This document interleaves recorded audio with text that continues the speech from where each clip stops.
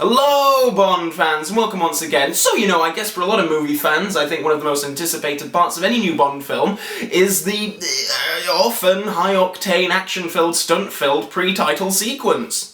Despite being a series trope that only began appearing in the second film of the series, whenever I hear the phrase pre-title sequence, I instantly think of Bond, especially in an age where most big action movies don't even have a proper title sequence beyond the, title of the movie. I think it's a great thing that the Bond series has kept this rather old-fashioned tradition going, and I wished more movies still did it. More often than not, Bond pre-title sequences present the viewer with a mini-film in itself. A lot of them can really stand on their own as short action movies, and they're a great way of hooking the audience in with a no-holes-barred, balls-to-the-wall thrill ride. And today I'm going to be talking through my own personal top 10 favourite pre-title sequences in the 007 series. But before that, shall we start off by looking at a couple that didn't quite make the cut, starting with my dishonourable mention. Whose funeral is it? Yours. Whatever you are, don't hold it against me. It's a testament to how amazing these sequences are that it's actually a really difficult thing to put one at the bottom of a list. I think that they're all great in their own special way, but how can you have a James Bond pre-title sequence without James Bond himself in it? Well, that's exactly what the pre-title sequences for Live and Let Die, Man with the Golden Gun did. Yeah, there was a weird kind of transition phase for the first two Roger Moore Bond films. It was still unsure whether he was going to be accepted as a Sean Connery replacement, and as such they were trying to avoid a lot of Connery tropes, and I guess one of those was not including Bond in the pre-title sequence. Title sequences during the Moore era especially are quite guilty for starting the film without Bond, as we see a shuttle is stolen, or an official is killed, or a sub goes missing, but it's the ones that don't include Bond in any capacity at all that are my least favourite. Not to say these sequences are bad in any way. The shootout in Scaramanga's Funhouse is particularly great. It's just, this is a Bond film. I want Bond. Where is Bond? But saying that, I guess there is technically at least one Bondless pre-title sequence that is actually really great. And it's my honourable mention, the sequence from Russia with Love. This was the first Bond film to feature such a sequence after Dr. No went straight from gun barrel to titles, and it wasn't really ever the intention for From Russia with Love to even open like this. It's no big secret that the editing process of From Russia with Love was an incredibly complicated and convoluted process, and Peter Hunt did a really incredible job at juggling all of these really, complicated, high exposition scenes, and managed to craft this really smooth flow of a movie. And a couple of series-defining decisions were made at this time, including the inclusion of the gun barrel sequence again at the top of the film, and putting an entire scene before the titles. It makes for an intriguing opening to the film. It's a tense and mysterious stalk between Bond and a man who we don't know yet. We don't know where they are, we don't know what they're after each other for, and then we see Bond killed, but whoops, it isn't Bond, and then silent fade to black. If you were coming into this film having only previously seen Dr. No, chances are you would be completely hooked by this. It's an incredibly effective sequence, but as always, there are just 10 more that I think are even better. Number 10.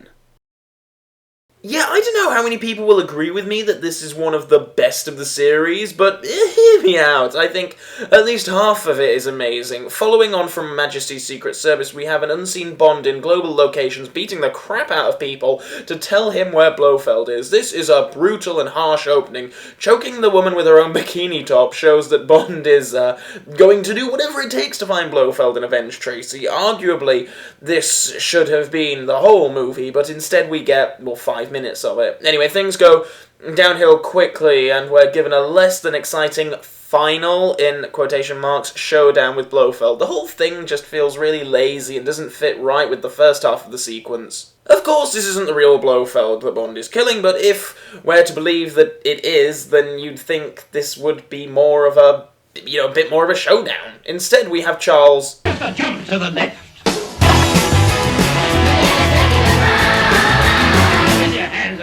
Grey, leaning forward with a machete, awkwardly freezing, and then being dumped in some molten something or other. By the way, does anyone else think that Connery is amazingly camp when he's told to raise his hands here? Get his gun. Get your hands up. Well, alright, I'll raise my hands, but you're not coming near me with those filthy nails. When was the last time you had a manicure? Despite ending weakly, the opening of this particular pre-title sequence presents an emotionally tunnel-visioned Bond on a gritty revenge story and makes for, a powerful first few minutes. Number 9. Pierce Brosnan's very first pre-title sequence is an interesting one in that it's actually set several years prior to the main body of the film and gives us a super dramatic scene where Bond's comrade, 006, is killed right in front of him. Maybe it would have been more shocking if we'd have actually believed that Alec was actually dead, but as all the promotional material made it clear that Sean Bean was actually a big part of this movie, that was never going to be the case.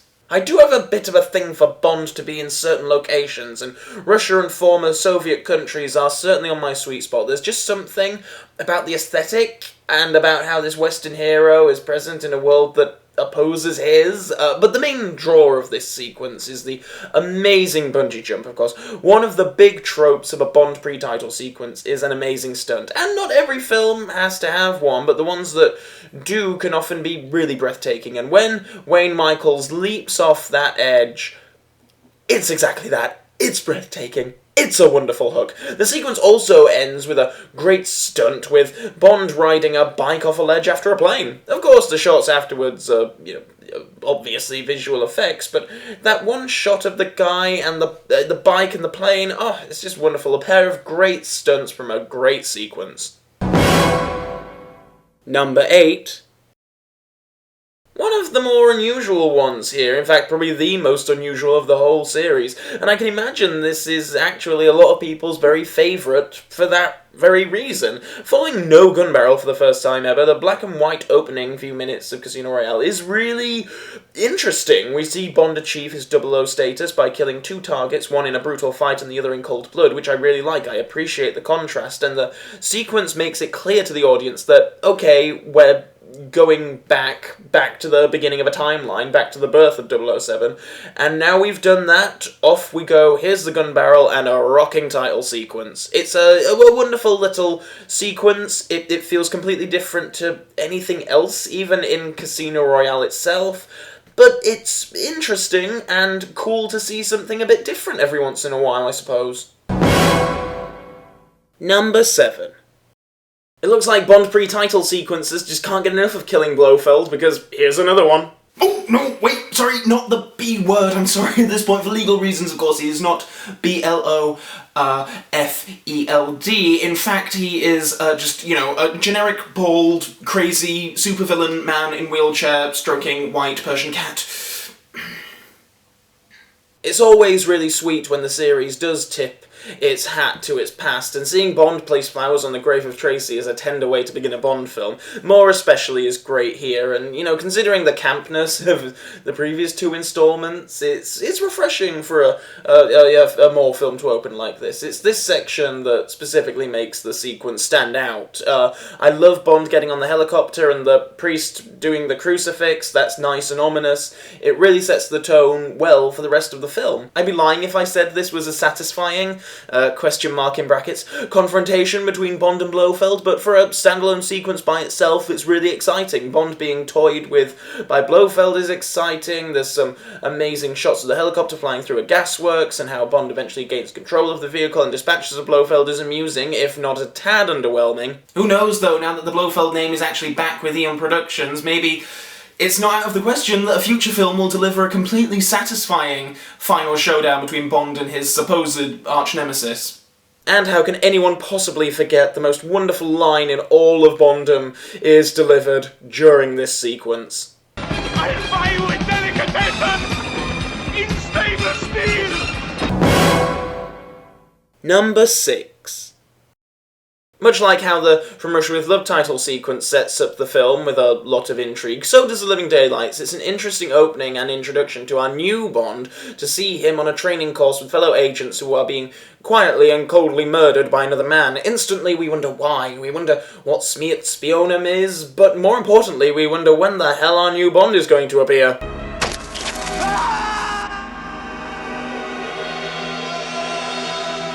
I've already talked about how much I love Dalton's introduction to the series, and it really is the best thing about this sequence for me. I love the shot where he hears the scream and turns. It's so damn cool, but perhaps equally as notable, the sequence certainly presents Dalton as a much more physical actor than his predecessor. No need for a stuntman with Dalton for much of this sequence. He really looks like he wants to do it all. I really love it when you hear the behind-the-scenes stories of, like, Timothy Dalton behind the scenes was like, let me do it, and all the, like, stuntmen and director were like, no, Tim, you can't actually do it all because we've got, stuntmen for that, and you might get injured and you're very expensive, and, I love that Dalton was so willing to muck in. You like that, it shows a real dedication to the role that I think, is hard not to appreciate. And despite a couple of funny bits with the paintballers, the humour of this sequence is surprisingly tame, to say it's Gibraltar and there are monkeys everywhere. If this was a Roger Moore Bond adventure, then I'm sure that one of them would have bitten a bad guy's leg, or taken a shot on someone's shoulder, or pointed and laughed as the truck went off the edge of the cliff in flames, or even, dare I say, do a double take.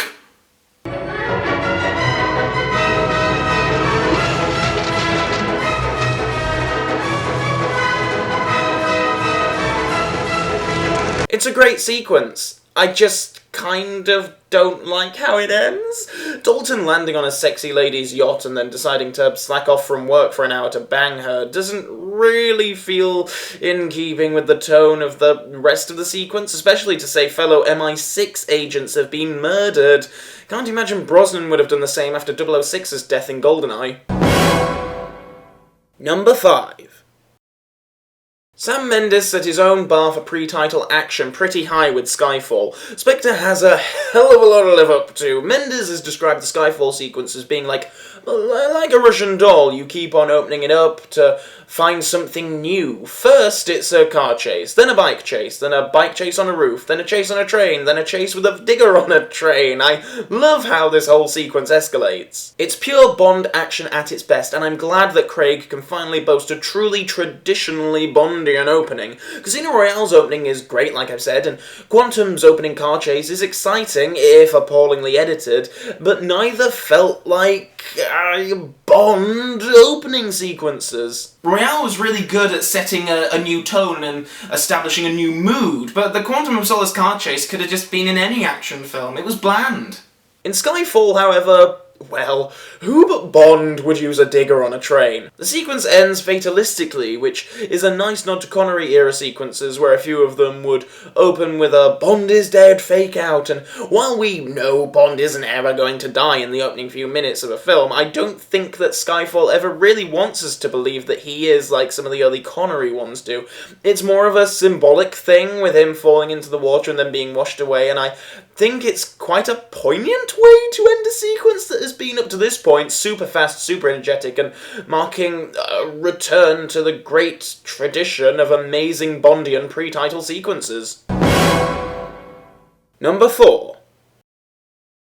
Okay, this is a bit of a cheat having two films in this one slot, but I just can't choose between them. They're so similar to each other that I honestly think they can actually be counted as one. They both start with submarine/shuttle being stolen, M gets a phone call, double entendre with Moneypenny, and a smash cut to Bond getting on with the babe. Ooh, babe is actually a baddie. Cue action with obviously not Roger Moore stuntmen, culminating in an amazing stunt, and then it's on to the titles. This is, to an extent, true of You Only Live Twice as well, minus the action and amazing stunt. Director Lewis Gilbert certainly had a very specific formula for these Bond films, didn't he? But, a winning formula in my eyes. I guess if I was pushed, I'd probably say that I mildly prefer the Spy Who Loved Me sequence out of the two of these, because it has the unbelievably kick-ass ending of Bond opening his parachute to reveal a Union Jack to a rambunctious rendition of the Bond theme. Also, not that I think a pre-title sequence should necessarily have a bearing on the main body of the film, and that will be obvious from my next two choices, but I kind of like it when they have some link, and Bond killing Anya's lover is a nice quick setup for something that pays off later by giving the Bond Anya relationship a nice ticking clock, as it were, so we're anticipating the tension and conflict that we know will come. Number 3.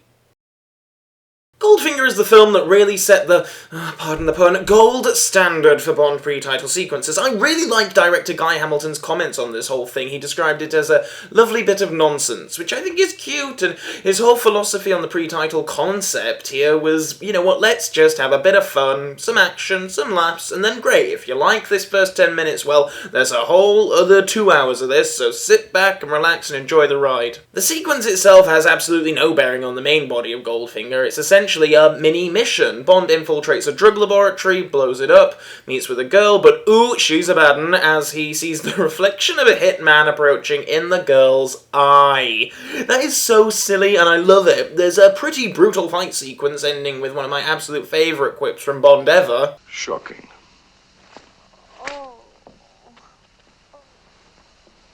Positively shocking. And then boom, smash cut to the credits. This is the archetype Bond pre-title sequence, but there are just a couple more that I think are actually even better than this. Number 2. I feel like this is an often overlooked pre-title sequence, and very much in the Goldfinger vein of not having really anything to do with the main plot of the film, but we have Bond, we have a baddie, we have a gorgeous girl, we have some action, we have a laugh, end on a quip, boom, winning combination. The difference between this and Goldfinger, though, is really just a matter of scale. Goldfinger's pre-title sequence is largely confined to kind of just one room and it's Bond versus one other bloke, whereas in Octopussy, he has a whole army after him.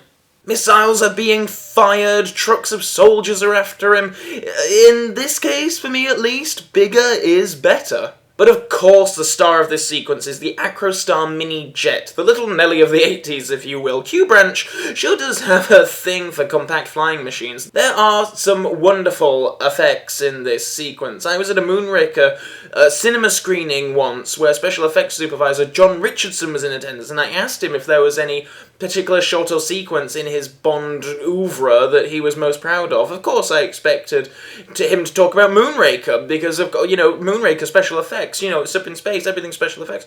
But he actually said that the Octopussy pre-title sequence was the thing he was most proud of in his career, because, according to him, it makes the most of every special effects trick that was available at the time, and they blend together perfectly. He was talking about, you know, miniatures, foreground miniatures, pirate, you know, all this kind of stuff, and it really does come together to make this, you know, perfect thing. It's a great opening to what I think is actually one of Roger Moore's most underrated Bond adventures. Number 1.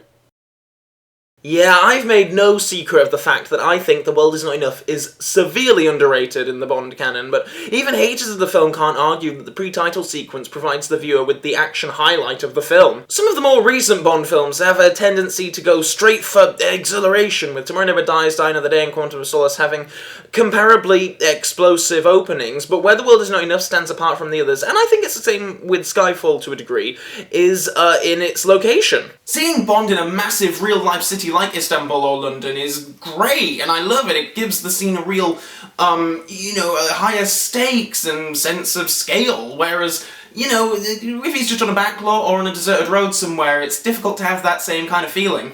The boat chase on the Thames gives us some steel-toothed jaw-dropping shots of Bond speeding past London landmarks, and I love how Pierce Brosnan actually drove the boat, and we have shots of him getting a face full of dirty Thames water. The man's lucky he didn't get dysentery. Not that Brosnan did the complex stunts, of course, but I love that he was willing to muck in, whereas if this was Roger Moore, we'd have just had countless cutaways of him in front of a green screen. The World Is Not Enough is also the series' longest pre-title sequence, at around 14 minutes. Of course, this is because the boat chase was never actually intended as being part of the sequence. Originally, the pre-title sequence to this film was going to end with Bond leaving the bank in Spain with the money, and then we'd go to the titles. The big stunt of that sequence was to be Bond leaping out of the window. Which is a nice little bit, sure, but I mean, 2 films ago, he did a pretty amazing bungee jump. I mean, after that, Bond bungee jumps have a hell of a lot to live up to. Rightfully, in my mind, the edit order was changed and the boat chase was brought up to the very front of the film. I also think the sequences segue into the titles themselves is the best of the whole series, with Bond falling off the Millennium Dome and dropping into this colourful, psychedelically oily world of the title sequence. The whole boat chase features so many individually humorous and exciting moments. It's not just a case of building up to one stunt or one explosion. This is a never-ending chain of beautiful shots, action, and humour. Vic Armstrong, the second unit director, really did an outstanding job with this entire sequence, and also David Arnold providing a heart-pumping score. All this and more is why it's my very favourite pre-title sequence. But if there is one thing that I dislike about this title sequence, it's the little fart noise that boat makes as it blows up. Is that normal?